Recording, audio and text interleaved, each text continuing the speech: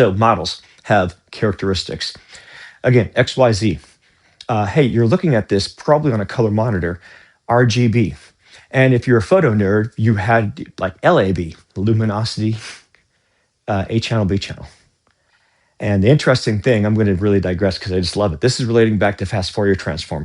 And this is a pretty cool connection. Again, I'm going to go one level deeper. Fast Fourier transform allows you to take an existing difficult calculus function, like say for FM frequency, transform it, turning into a representation over a function based on sequence, frequency based, except instead of time. You do an infinite summation, reverse it back, you can solve your problem. So that's fast Fourier transform. Whoop, and now let's go back to LAB.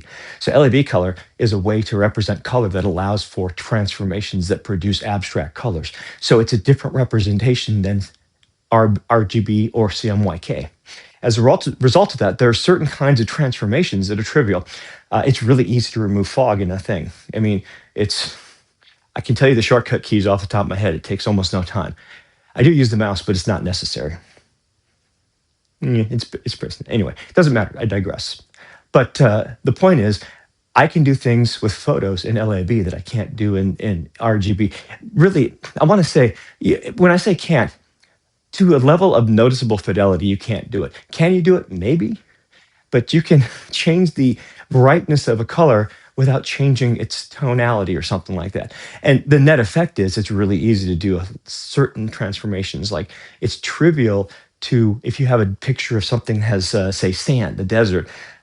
In fact, when our eyes see things in the desert or in, say, a mountain, it's able to increase the fidelity of the color range based on the lack of colors. So it's able to tune itself to the situation. So that, for example, when you're looking at a sandstone wall, you see a lot more color than a typical photograph does.